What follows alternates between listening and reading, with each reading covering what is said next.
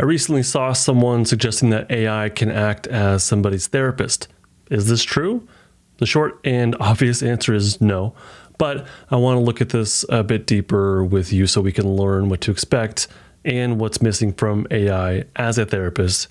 My name is Justin Sinceri. I'm a therapist, a coach, and the creator of the Polyvagal Trauma Relief System.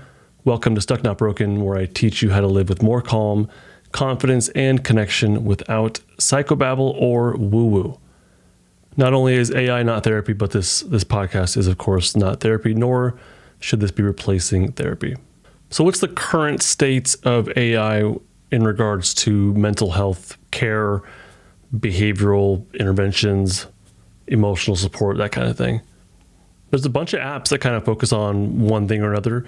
There's apps you can get that help out with meditation, smoking cessation, journaling, even assessments. These are mostly adjuncts to therapy or additions maybe. They have some sort of AI component or it resembles AI, but these are not replacements for therapy. And usually the things that are more focused on behavior use the principles of cognitive behavioral therapy, which are really reliant on measurement and homework, behavior, changing behavior, small changes. Like it lends itself pretty well, I think, to this sort of like digital adjunct to therapy. It's something that can be like you can make a goal pretty easily and then track it. But there are also a couple of apps that are trying, it seems like to me, I went to the website to check it out, they're positioning themselves as a therapeutic system in and of itself, or a replacement, or maybe an adjunct, but it seems like they're saying, hey, we can provide you with therapy. I think one of them refers to themselves as a mental health ally, but I mean, the way they're positioned, it looks like this is supposed to be a replacement for therapy. One of those is Youper and the other one is Wobot. But the question is, can AI replace therapy? So as much as I'm caught up on this, that's kind of what things look like right now. But the question is, can AI replace therapy? But to answer that question, we have to first understand what AI is. And that requires understanding something called a large language model, or an LLM. So what is an LLM? I actually asked ChatGPT what the heck that is, and it gave me this rundown. I'll try and simplify it. The AI model is trained using a massive amount of text from the internet, books, articles, websites, and more. It reads and analyzes all this text to learn patterns in grammar and facts, even how people express emotions and ideas, but it's very, very much looking for patterns. And then the next step is that it learns the patterns. So during the training, the model learns how words are connected, what kind of words often appear together, and how sentences are structured. So it figures out the relationship between words like cat and how that's related to meow and how dog is related to bark. So once it's trained on how words are connected, the next step is to predict what words or sentences might come next in a certain context. So for example, if you were to type in, what's the weather like today? The model can guess what you might want to know, or it can give you a pattern of words that fit that question. Whether or not they're correct is a different thing. So when you ask the model a question, when you give it a prompt, it uses its knowledge and patterns that it's learned to generate that response. It doesn't understand like we do, but it generates text that's coherent and it makes sense based on what it's learned. Large language models can also learn from feedback. So if someone corrects or guides its responses, it can improve over time. And this is how it gets better at giving helpful answers. And then some AI models can even be customized for specific reasons. So you can create an AI model that is specifically trained on medical information. Maybe it can help, maybe its specialty is to help with diagnosis, with medical questions. You might be able to make an AI model, or you can make an AI model that gives legal advice or customer support if you can train it on data related to those things. The obvious question becomes, can't you train an AI to be a therapist? And the answer is no. And that's because they lack a bunch of things, but they lack, in particular, they lack real experience with real people. Knowing information or knowing how to spit out words that simulate therapy is not the same thing as therapy. They haven't worked with real people. They don't have that experience, obviously. There's a big difference between the actual work of therapy versus learning about therapy. So people who are in college learning how to be a therapist that's good, and that's obviously useful knowledge, but that's a hell of a lot different than actually doing the work of being a therapist. Another thing that AI lacks is empathy. They don't actually feel, but they can say things that seem empathetic, but they don't feel. They can't sense, they can't detect through empathy, through compassion, when it's a good time to give advice versus when it's not. They don't know when to just listen versus guide somebody. AI at this point constantly guides and gives advice. It's not therapy. It may be advice giving. AI also currently lacks the ability to see. They're not seeing our face and our body, those cues, which give a lot of information. It's going completely, as of right now, based on text, and text is a big limitation. I think you can definitely exchange text with a therapist. I know there's platforms that do that already. I think you can do that, and that could be therapeutic, but again, that's with a real person. When you're just exchanging text back and forth with an AI, again, it's going based on pattern recognition of words, and it's not able to be empathetic with what it's reading. AI currently does not hear. It does not hear how much prosody is in someone's voice or lack of prosody. We know that prosody is the sing-songy quality of your voice.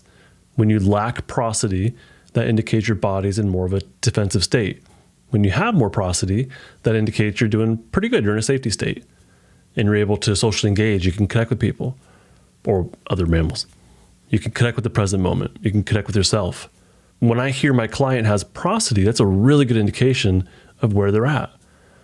You don't get that, obviously, through text. Right now, AI cannot hear. And even if it can hear your voice, from what I understand currently, it's just being sent into like a text transcription. I don't know if it's really able quite yet to pick up the tone of someone's voice, although I don't think it's very far away. AI lacks the ability to understand. They can say they understand, but they don't feel. They don't have life experience.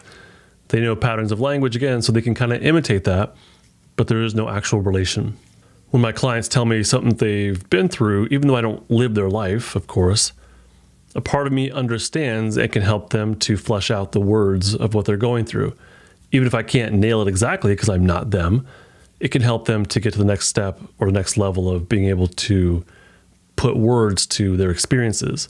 But that only comes from, again, empathy, but being able to relate on some level, at least through some level of emotion. And AI can't do that at this point, but they can kind of mimic it. AI currently lacks the ability to co-regulate. They don't have a voice. AI can have voices, but right now, the AI that you're going to interact with probably doesn't have a voice. It'll probably be a text-based thing. So AI is not going to give you cues of safety through their voice. They're not going to have prosody. They don't have a face. AI doesn't have a face to give you cues of safety and eye contact, eye crinkles, smiles, genuine smiles. All of it currently is through text, or at least what people are likely going to use, like ChatGPT. It's all text-based. I mean, all that is like pretty big deal, right? It's kind of a lot of the heart of therapy. But on top of that, there's some things that are more AI specific, like they call it hallucination. AI hallucinates. So when it has these like ongoing conversations, they're not very sustainable. There's a limit currently, although it is growing. There's a limit to what AI can sustain in a conversation, and eventually it starts to like make up stuff. Or even early in the conversation, if you ask it something, it'll make it up. I've asked it about myself, and it just makes up that I've written books and stuff. It'll make up that I have courses that aren't, I mean, I do have courses, but it'll make up what they're called. It just makes stuff up. Or it'll also forget what was said earlier in the conversation. It doesn't take very long to get to that point either. It just sort of drifts. The conversation sort of drifts off somewhere, and it loses contact or it loses touch with what was being talked about. So it's hard to have like one AI chat going indefinitely, or it's not a thing at this point, as best I know. At least not through the apps that you'll probably access like through Google and ChatGPT and Microsoft. So what you end up doing is constantly starting a brand new chat with AI every time. So it kind of starts from scratch, or it does start from scratch. So there's no remembering of what was said already. It can't recall what you already told it. So AI as your therapist wouldn't be able to check in with you about how your homework went from the week before. They can't follow up with, hey, how have you been doing emotionally since I last saw you? How's your depression level? How much safety is in your system? How are you doing on your treatment plan? Like I said, obviously, yeah, AI is not at a point where it can replace a therapist. It's not even close, I don't think. Or at least it's not as close when it comes to the whole picture of therapy. I think there's a lot of things that it could do pretty darn well already, and it's coming up probably pretty soon. But as of right now, no, it's not a replacement for therapy. So as of right now, today, in late October of 2023, the day before Halloween, and I pinpoint the date because these things are changing rapidly. Who is going to benefit from an AI quote unquote therapist? It's not a therapist, but who would benefit from this? Because it is something you can go to ChatGPT and start asking it whatever you want to. Although I did do some tests, and I'm glad to say that ChatGPT and Google and a couple other ones, they do recommend, hey, talk to a real therapist. I can't guide you on this stuff. So that's the good news. But I do think that AI can be helpful. I don't think it's useless. It can be helpful. If you're someone that is very self-motivated and you need like a little touch of guidance or advice, some ideas, if you need help brainstorming what to do next in your self-development, I think it's fine. I don't have a problem with that. If you're suicidal, if it's self-harm related, if it's a serious mental health issue, then no, completely inappropriate. But if you're self-motivated and you're already on this, path of growth, I think it's totally fine to go to AI and say, hey, I'm really kind of stuck on this one issue. I need help brainstorming some solutions. And actually, it does pretty well with that. Very brief, focused on behavior, focused on solutions, focused on brainstorming. It does pretty darn well with that. But that's not therapy. So as of right now, if you meet that criteria, try it out. I don't think there's anything wrong with that personally. And I don't think you should be paying for a therapist to provide you with that basic level of intervention. So where is AI headed eventually when it comes to therapy? Well, live audio and video AI therapists, I think, are likely in the future. Meaning AI with human face, human body, but like digital. I don't mean like a robot version, although that probably will be in the future as well. We already have the technology with AI to create video, to create voices. We already have that. As of right now, it's not live, like back and forth, I don't think, but we can already create short videos with an AI face, AI body, AI voice. That's already here.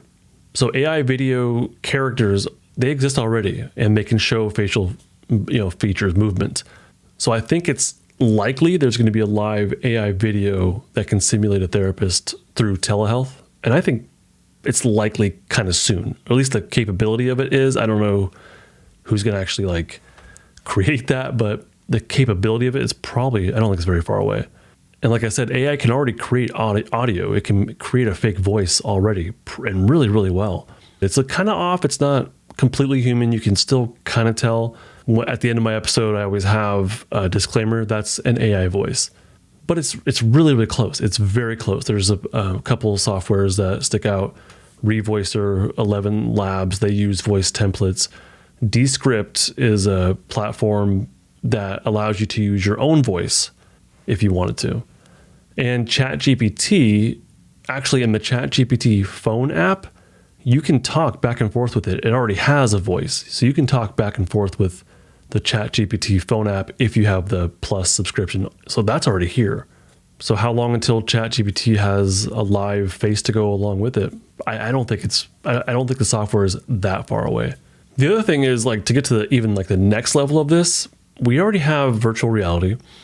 Mixed reality is already here. I don't think it's that great, but it is here. And actually with the Apple Vision Pro, it's going to be here in a much more dynamic way, or at least more convincing way. So the pieces for virtual AI therapy I think are already here, and they're rapidly getting better. The difference here is that the virtual world is a completely new world that disconnects you from this one. Mixed reality is combining virtual and the real world. So when you put on the Apple Vision Pro pretty soon, or the Meta Quest 3, you can put that on and see the real, your world in front of you with elements of virtual reality sprinkled in. So that's already here. I think eventually the capability of talking with and interacting with an AI therapist through mixed reality will be a reality. And if that's true, you'll be able to slap on your goggles and see somebody else in your room, in your real space, that is a very convincing human, but it's AI with its own mannerisms, personality. You'll be able to train it on some sort of therapeutic modality. I think it'll be a very convincing AI therapist. I don't know how ethical it is, but I think it'll be pretty darn convincing. And every time a new virtual reality headset comes out, it gets smaller and smaller. Eventually, it's just going to be a pair of glasses that we're wearing. Maybe even contacts. I don't know. But we'll be able to put on a pair of glasses just like I'm wearing right now, and we'll see in our real space this AI therapist or buddy or boxing partner, and it'll look real. It'll sound real. Actually, if you don't believe me, there already are wearable mixed reality glasses that you can buy today. I think they're $400 or $500. There's a range, but there's already glasses you can wear that look convincingly like they look like glasses, and you can wear them out in public. But they function as like a separate monitor. You can plug them into your Xbox or your computer, or actually I think they even work through Bluetooth or maybe Wi-Fi. But you can already buy glasses that have elements of mixed reality already, like today. And like I said before, Apple's Vision Pro, which is coming out very soon, very high definition, and it looks like it's going to blend seamlessly with the real world. The elements of mixed reality that are digital, like Windows, will have shadows, like it's going to feel, and they went out of their way to make sure it feels real. So can all these pieces come together? AI, mixed reality, synthetic voice, synthetic body, at least digitally? I think they can all come together, and I don't think it's super far away.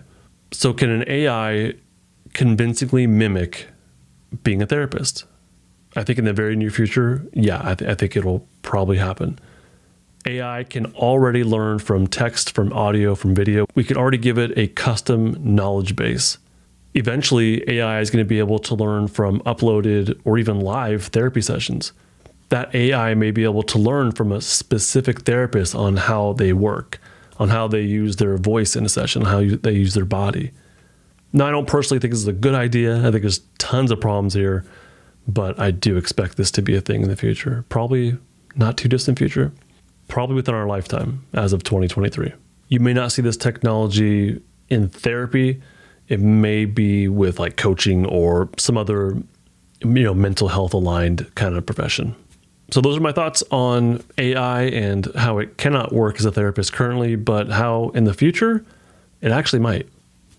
And I think probably pretty convincingly. I'm not sure if it's a good idea, probably not a very good idea, but it might be a very cost efficient way for people to access something that is close to therapy and maybe even effective.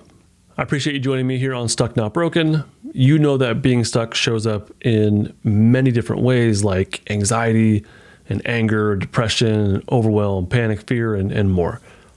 You're probably well aware of this. I invite you to consider subscribing to Stuck Not Broken Total Access. You will get total access to the knowledge that you need through my polyvagal trauma relief system. You'll also have the option of connecting with other people in the community and spending some more time with me as well.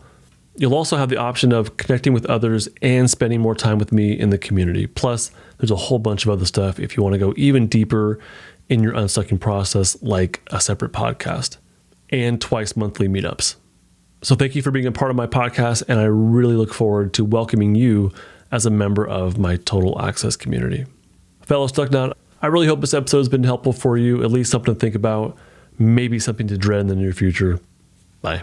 This podcast is not therapy, not intended to be therapy or be a replacement for therapy. Nothing in this creates or indicates a therapeutic relationship. Please consult with your therapist or seek for one in your area if you are experiencing mental health symptoms. Nothing in this podcast should be construed to be specific life advice. It is for educational and entertainment purposes only.